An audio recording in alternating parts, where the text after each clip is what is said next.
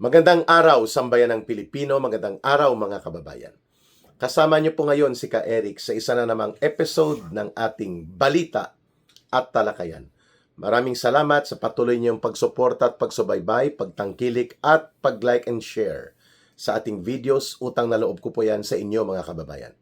Pati po sa pag-promote ng ating Ka Eric Celis YouTube channel. Pag-usapan po natin, mga kababayan, itong tungkol sa ibinulgar ni Congressman Igay Erese na itong si Ombudsman Boying Rimulya ay mayroon palang 1.5 billion pesos, take note, please, 1.5 billion pesos na confidential fund. Nung panahon na siya pa ang Department of Justice Secretary noong 2025 alone. So, ibig sabihin, sa isang taon pa lang bago siya mailipat ni Marcos Jr.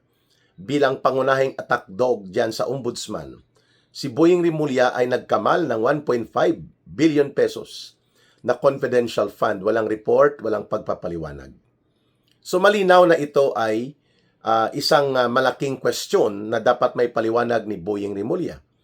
Bakit ka nagkaroon ng 1.5 billion pesos na confidential fund equivalent to intelligence fund samantalang mas malaki pa ang budget mo dihamak sa budget ng Intelligence Service of the Armed Forces of the Philippines, kung saan buong pangseguridad ng ating bansa ay kinakailangan pong kargahin ng intelligence function ng ISAF. Saan ka doon sa pagpapaliwanag na yon?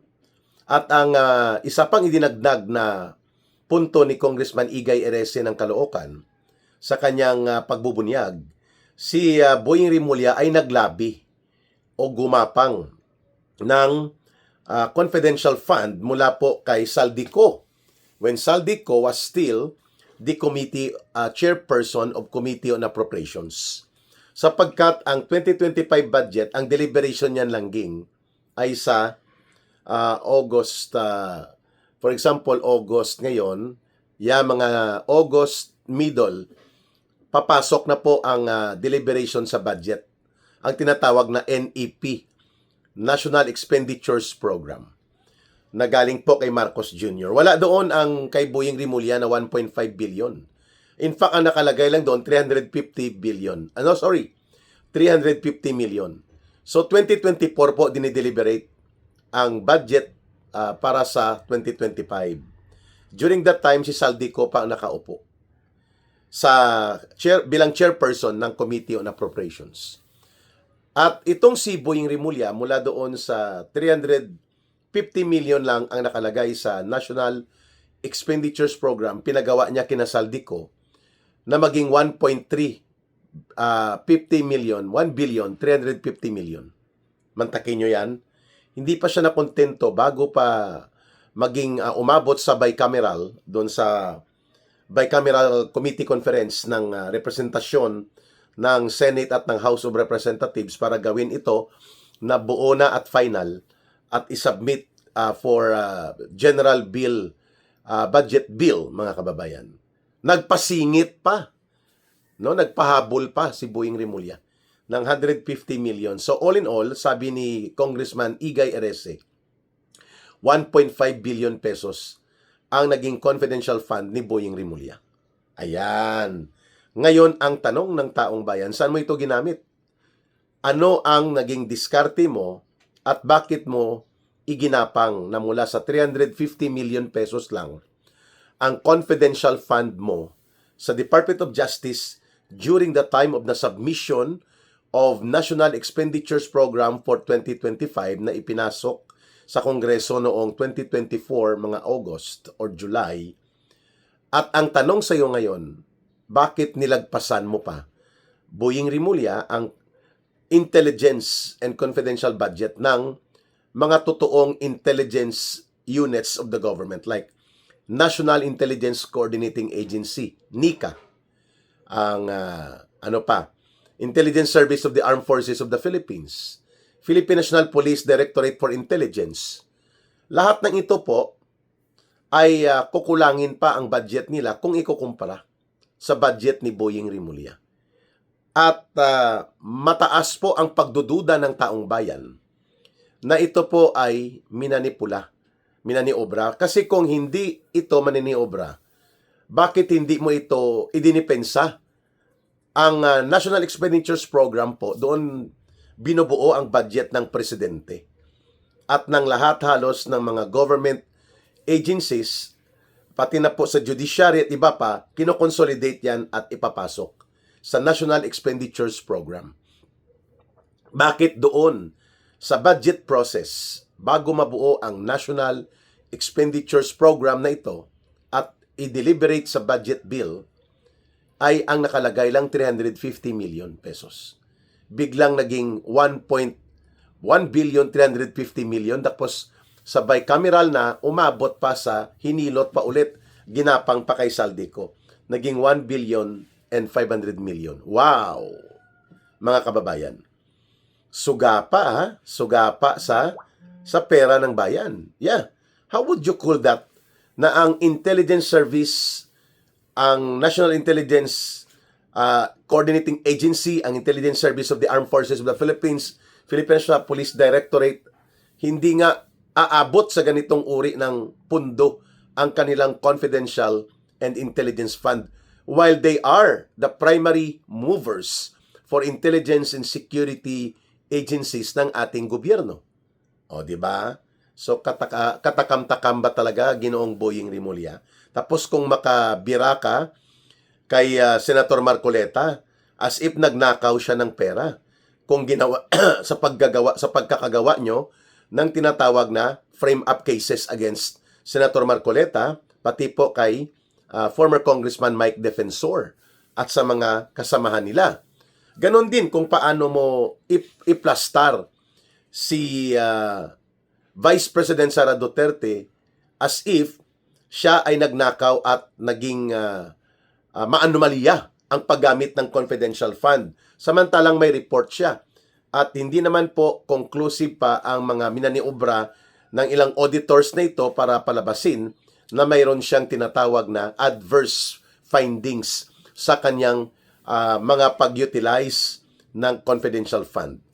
At magkano lang ang hinahanap sa kanya? 3 years, around 625 or 2 years, 625 million pesos. Dalawang opisina ng gobyerno yon. Office of the Vice President at nung siya pa ang Department of Education Secretary. And yet, walang conclusive at walang solido, konkreto na ebidensya na ito ay pinagnanakaw ni Sara Duterte. Oh. Pero kung maka-akusa kayo ni Marcos Jr. na boss mo, aba, ay parang napakasama at kinaukaw o dinurubo ni Sara Duterte ang confidential fund. Ngayon, ang tanong sa iyo, ano ang pinagkagamitan? Saan ito napunta ang napakalaking pundo mo? Nung ikaw ay Department of Justice Secretary pa, doon pa lang sa 2025 budget mo, na minaniobra nyo ni Ginoong Saldico at ngayon ay binubulgar na ni Igay Erese, 1.5 billion pesos. Wow! Ang galing ni Boying Rimulya. At ito pa ang seste.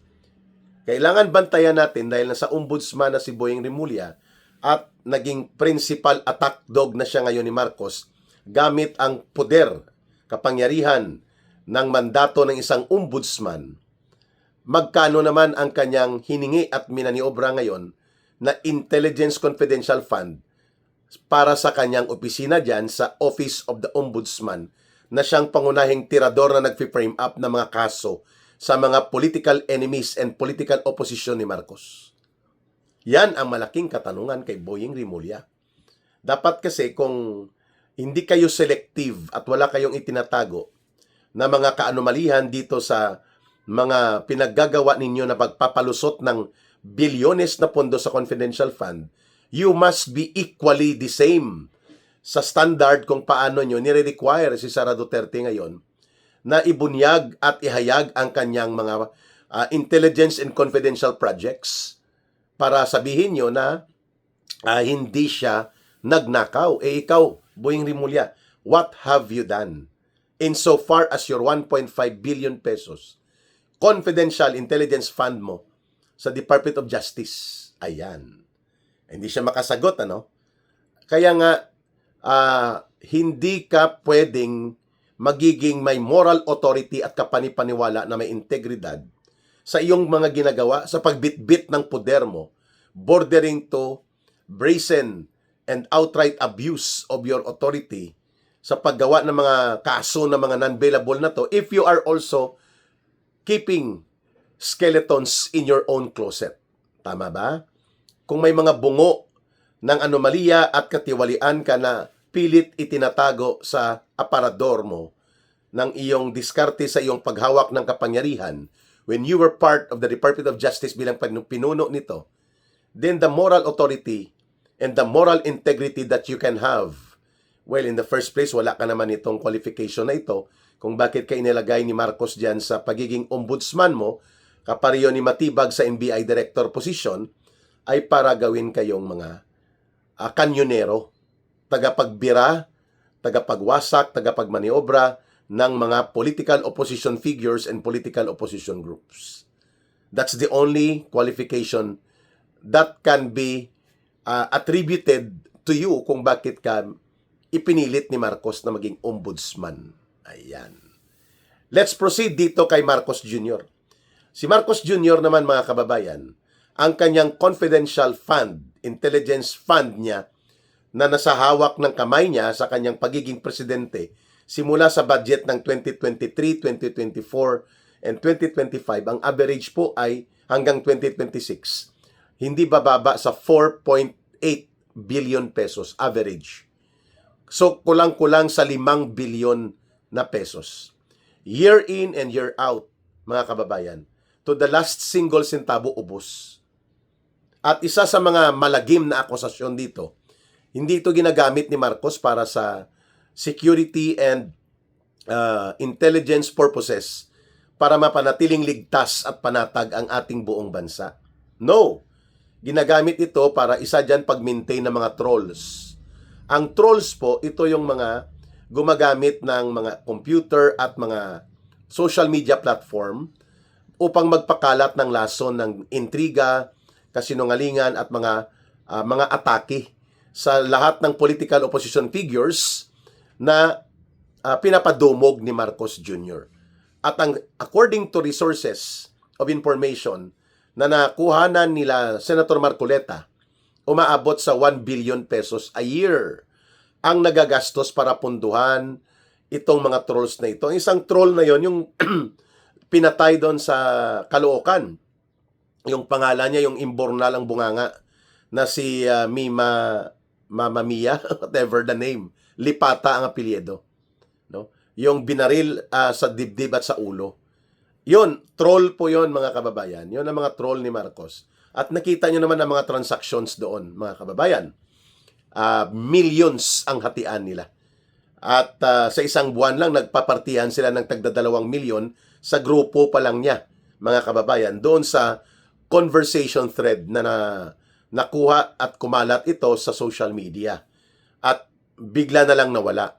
Yan po ang ibig nating sabihin ng napakalagim at napakasama po nitong pagpundo na mga trolls na to ni Marcos para lunurin sa kasinungalingan at sa kalukuhan ang mga mamamayan. Gamit po ang social media, gamit po ang information environment. 1 billion a year. Ngayon, uulitin po natin kapareho din dito kay Boying Rimulya. If you can insist, if they can insist and make it appear na parang iniiwasan ni Sara Duterte ang detalye kung papaano nagamit at saan napunta ang kanyang confidential fund, the way their allegations are being put up against the Vice President, why can't Marcos become so transparent as well? Paano niya ginamit, saan ginamit? Sa loob ng 4 na taon po, kung ang average ay 4.8 billion pesos, ang confidential fund ni Marcos mismo, saan napunta ang halos 18 billion pesos? 18 billion pesos na ito. At sigurado tayo, kung gumamit sila ng confidential fund na ito para mapalabas ang mga pundo, may kaparehong mga pangalan din po yan na ginamit. Kagaya ng Kukoy Kulukoy, ng Bunjing Dajaging, mga ganyang pangalan po na mga aliases. These are allowable categories of utilization and justification for intelligence projects. So wag po tayong ma-overwhelm doon sa propaganda na may Meregres Piatos, may Yoyoy Villamin, may French Fries King, whatever it is. These are humorous or comedic sounding names. Pero hindi nangangahulugan na kaagad ay mali yan. Pero kay Marcos at kay Remulla, dahil nga ang kanilang motibasyon, ang kanilang intent ay para ipalusot ang pundo, magdududa ka talaga. There is a strong possibility na ang mga aliases at ang mga paggamit nito, kapag hindi matino ang gumagamit ng confidential fund at ginagamit para ilusot through intelligence projects, kunwari, ay pwedeng maabuso. And that is what they alleged against kay Sara Duterte nila Marcos at ng kanya mga tauhan. Pero ngayon, ang tanong ng taong bayan, if you apply and insist to apply that kind of standard para ibulgar, kunwari, ang anomalya ni Sara Duterte, why can't you also reveal to the point allowable by law and allowable by security standards? Saan nyo ginamit? Sana punta ang inyong mga intelligence fund. Boying Remulla, 1.5 billion sa 2025 lang na taon. At hindi naman siya ang pangunahing intelligence and security agency. Marcos Jr., for the last 4 years niya sa gobyerno bilang presidente, 18 billion pesos ang naubos na confidential fund niya. And now, he is trying to demand sa Kongreso na ipasa ang 10.4 billion pesos for 2027 lamang. Take note, 2027 lamang, 10.4 billion pesos ang kanyang itinutulak na paaprubahan sa Kongreso dito sa 7.2 trillion budget nga gusto nilang gawin. Wow! Talaga ha? 10.4 billion. Dumoble halos, mga kababayan. Alam na po natin na ang 2027 ay election year. Sakaling hindi magtatagumpay ang mga evil plans ni Marcos at ng kanyang sindikato ng mga tauhan, kasama dyan sila Boying Remulla na ito, ang mga dilaw at pink, ang komunistang terorista, they're preparing for super billions of pesos para sa paghahanda sa kampanya upang imaniobra at imanipula ang elections sa 2028. Kung hindi magtatagumpay na makuha nila ang 16 votes or ang 2/3 votes mandated in the Constitution. Alam po natin may maniobra sila na para mapakonvict si Sara Duterte, ipasuspend nila sa Sandigan Bayan, nila Marcos at nila Remulla, at sila Lisa Araneta, mga grupo ng sindikato. So kapag nasuspend po bilang mga senador si Senator Jingo Estrada at si Senator Marcoleta, so the number now will be reduced to 22. Dahil nga po, suspended ka for halimbawa 6 months, suspended by the Ombudsman. During that time, you are not technically part of Senate. Although yan ay temporary lamang, subalit technically on that period, 6 months, hindi ka senador.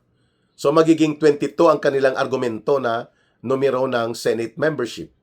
Dahil nasuspend si Marcoleta, masususpended si Jingo Estrada. At kung si Bato de la Rosa, i-declare din nila na suspended for a while dahil hindi makikita, magiging 21 na lang ang number base para sa members of the Senate sakaling magkaroon ng botohan January or unang linggo ng Pebrero sa 2027 ang estimated time. So what is 2/3 of 21 senators? 2/3 of 21 senators can be 13. Wow! Talaga? So pwede pong mapakonvict si Sara Duterte sa ganong taktika? Of course.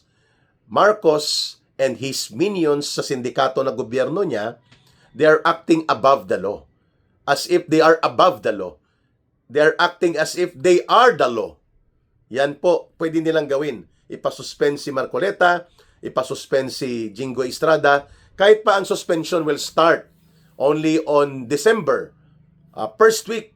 So, ang 60 days will be on February. Kung ang butuhan ay within January, pasok pa rin sa banga na hindi na technically for a while, temporarily, hindi senador ang bilang kay Marcoleta at kay Jingo Estrada sa interpretasyon yan ng mga tauhan ni Marcos. So, pwedeng mangyari talaga na maging 22 at si Bato de la Rosa ay pwede rin pong ideklara ng majority nila dahil majority ang tao ni Marcos na mga senador na hawak niya sa liig at hawak sa ilong, kagaya nila Ping Lacson, by the vote of 13 senators, pwede rin po nilang maideklara na si Senator Bato de la Rosa ay temporarily suspended habang hindi siya nakikita. Dahil nagtatago nga dahil sa bogus na ICC arrest order. So therefore, mga kababayan, there will be only a counting of 21 senators as members of the Senate according dito sa projected na maniobra nila. So ang two-thirds ng 21 is only 13, mga kababayan. Tama ba? Or can be 13.5 is 13. Pwede. Ayan. So kapag nagtagumpay yan, kaya sila nagtitipon ng pondo. Mantakin mo 10.4 billion pesos ang confidential fund ni Marcos. And that can be used according to the whims and diskarte ni Marcos. So kung mayroon pong mga senador dyan na imamaniobra at mga pilit na gagapangin sa pera, pati sa Sandigan Bayan, pati po sa mga iba pang mga target na punduhan ni Marcos, magagamit niya itong pundo ng mamamayan na itinago at ipatatago niya upang maging ammunition o bala niya sa maruming laro niya sa politika sa 2027 sakaling ipilit nilang senaryo na ito. What is 10.4 billion pesos kung ito naman ay hindi manggagaling sa bulsa mo? Tutubo ka pa. So kaya nga, tutubo kasi pwedeng hindi niya ubusin. Ang gagastusin lang 2 billion. Ang gagastusin lang 8 billion. Tubo pa siya ng 2 billion. Mantakin nyo. Sa kanyang confidential fund alone, bilyonaryo na si Marcos taon-taon.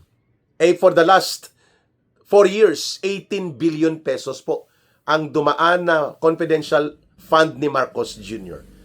And yet, not a single word of question upang ito ay hanapin at papanagutin siya. Now you see, sa media, tahimik. Ang mga senador na kanyang hawak na ngayon, tahimik. Lalo na sa Kongreso, sa House of Representatives. So, anything can be possible dito sa maitim at napakasamang balak nila Marcos to do the most of the dirtiest sa mga maruruming laro ng politika. They have resources. And I think one of that is the 10.4 billion pesos na itinutulak ni Marcos in the disguise of confidential fund. Alam na po natin yan, mga kababayan. That we need to be strong in our conviction, that we need to be clear and deliberate in our opposition. I hope nakapagpaliwanag si Ka Eric sa mga projection na mga impormasyon na ito na ating kinakaharap, mga kababayan. Maraming salamat sa inyong pagsubaybay, pagtangkilik, pag-like at pag-share at pag-promote ng ating videos. At kahit papano po, nagsusurvive pa rin ang ating channel, ang ating mga videos kahit na ito ay inire-report at may shadow ban. Ibig sabihin po, hindi masyadong nakikita, pero nandyan pa rin kayo na hinahanap nyo ang ating balita at talakayan with Ka Eric. Saludo. Mahalin po natin ang bansang Pilipinas, walang ibang magmamahal nito, kundi tayo ring mga Pilipino. Para sa Diyos at sa Pilipinas nating mahal. May God bless everyone, and to those who are Muslim brothers and sisters, Allah be with you. Maraming salamat. Bye for now. Ito po si Ka Eric. Mabuhay!